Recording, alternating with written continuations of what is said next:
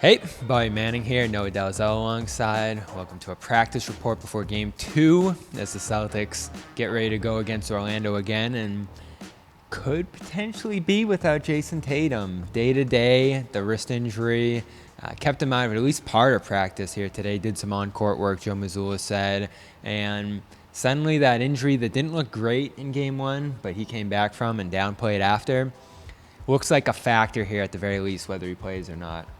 Yeah, I was a little surprised by how Joe responded to your question about his potential availability. I think the x-rays came back clean. He said after the fact that the pain kind of went away. Joe said he was fine. Joe's word doesn't mean a whole lot, but generally speaking, I think we got good updates after that game, and he did continue to play after the fall. But yeah, I think we got the sense today that he was limited at practice. He said it was sore. And suddenly, certainly there is some doubt on his availability in Game 2, and I think they should be able to win without him, but obviously if there's a guy you don't want to miss for even a single game, Jayson Tatum's that guy. This injury to me seems like something he will play through and is more about how he plays through it. And that's what concerned me most when it happened, wasn't that he was going to be out of the game or that they were going to miss him for an extended period. Obviously he finished the night.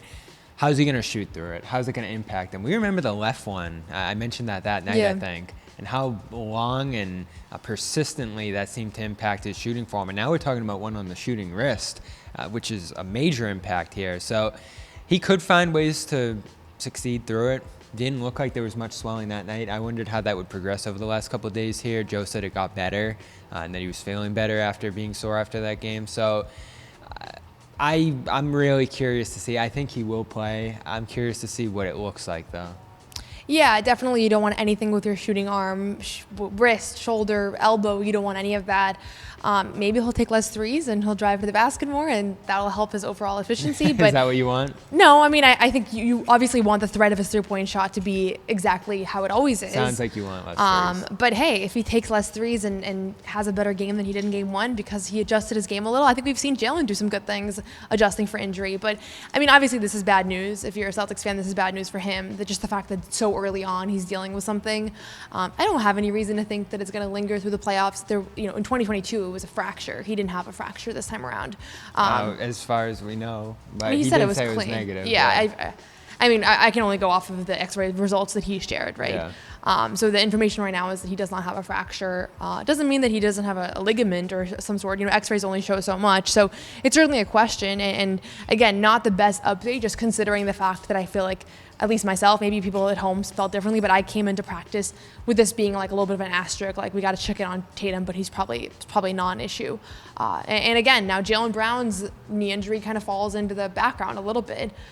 He had no limitations at practice, Joe said. He was fine to go, and I think suddenly now the bigger one is the Tatum one, which is just ironic considering how much we've discussed Jalen's knee over the past few weeks. Yeah, and we'll see how long the tensions linger here. Al definitive today, saying there was something extra on that play. He didn't like what KCP did there and pointed to multiple other plays throughout the game that Caldwell Pope was overly physical on. Here's what Horford has to say at practice today. You look pretty upset after the foul on Jayson there the other night. Did you think there was something extra there, or yes. What were you trying to convey? Yeah, no, there was something extra. It was about the second or third time that especially KCP went at him in that way. So yeah. What were you trying to say there, and what's kind of the message you were trying to send? It was all about checking on my guy, making sure he was fine, and that's over with.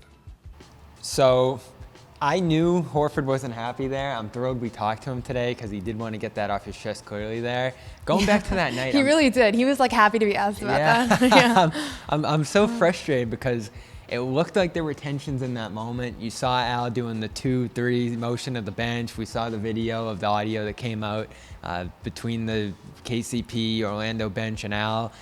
There was something going on there. Drew diffused me a little bit. I wanted to go talk to KCP, and I did try yesterday. He didn't want to talk at Magic practice. They were getting out of there pretty quickly. But I kind of laid back on the story too, but I felt like there was something there because of how angry Al was. You saw a couple hard fouls by KCP through the course of this game, but when Holiday said in the locker room there was nothing extra there, I was kind of like, all right, we just move on. And it was similar to how you said you felt coming into this one. I felt like this story was in the back, rear view a little bit here, but now we have Al pretty pissed at KCP. We have Tatum's status up in the air. there's some juice to the series now. There's some intrigue to the series after just one game. And I thought Peyton Pritchard had some of the best lines on this today. John Krause was asking him about teams trying to out-physical the Celtics, and he said they could try. I don't feel intimidated. Like, I think there is a little bit of that. Like, he could have said, that's not really what was going on. Like, it was just a couple insulated plays. But I think there is a little bit of a sense of, like, they did go a little too hard to this Magic team in Game 1, and there were some hard fouls. I think that's who the Magic are. And honestly, I think Drew Holiday, if you go back to just the last 2 years of covering him on this team, like, he's usually the guy to kind of diffuse things. He doesn't really give a lot of ammo to that stuff. You even heard him in the exchange on the Yeah, court he was there. diffusing things there in that scene as well. So maybe our view coming out of Sunday's game was shaped by the fact that the one guy that did talk about that play that you asked about is like the most peacemaker guy probably on the roster that's not going to like throw any fire in there. I don't even think Jalen was asked about that play. And so that might have been what kind of shaped the discourse that came out of it. But yeah, Tatum was in a bummer mood after that game. You would have thought it was a loss, and obviously it was a big time win. That stood out to me too, because I felt like that reflected some concern over the injury, and it didn't look like it was bothering him on the podium there. The wrap was off by that point too. Yeah. You didn't see any swelling in the locker room, as you mentioned. So it's probably fine, but we don't know at this point. And again, I think it's more about how does it affect him rather than will it hold him out of a game here. But we'll have an injury report later this afternoon. Yeah, and I would imagine if I had to guess right now, I think it's going to be like a right wrist sprain, like questionable.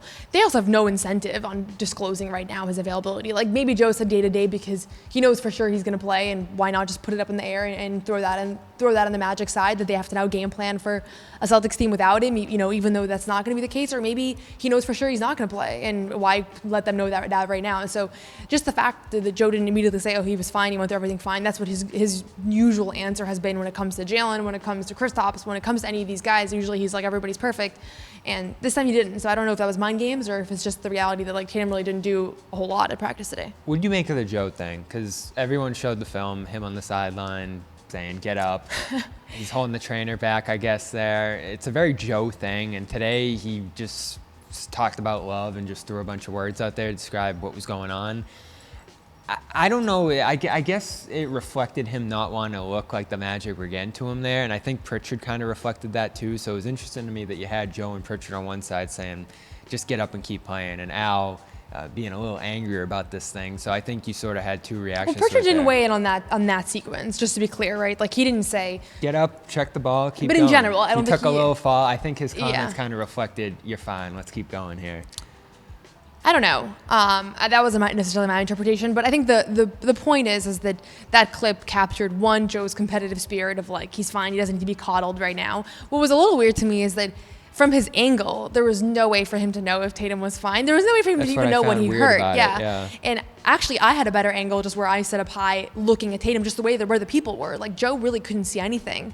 So I don't know if that's just Joe trying to will a positive outcome into existence, and if he says he's fine, then maybe he'll actually be fine. Or he's if used to seeing Tatum roll around a little bit. Yeah, I don't know. and It not could mean be a lot of different things. I can just speak for hurt. myself. When I watched that scene, it literally reminded me of my dad being on the sidelines at a high school basketball game, being Your like, own ankle sprains. no, just anything. Like, just being like, get up. And it's like, it's not because he thought I was faking it. It's like, that was just his instinct. So I think it reflects more on Joe than how Joe feels about Tatum's character or whatnot. When I saw that clip, I just thought it was funny and moved forward. But I got so many people.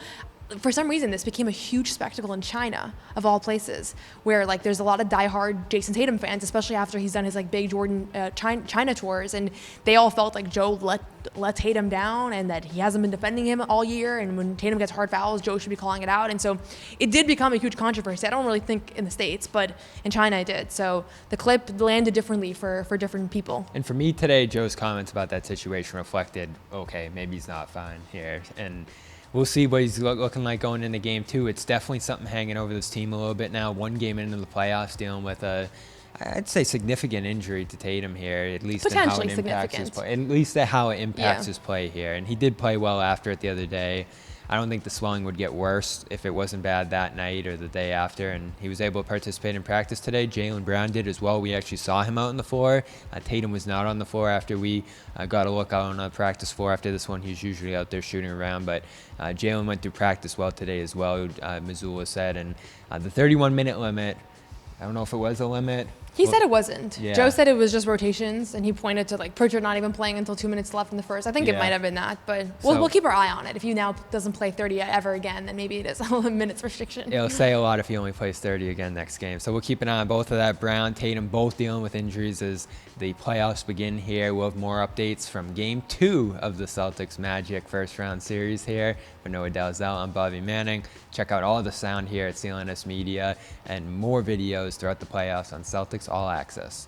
CLNS Celtics coverage is powered by PrizePicks. Download the app today and use code CLNS to get $50 instantly after you play your first $5 lineup.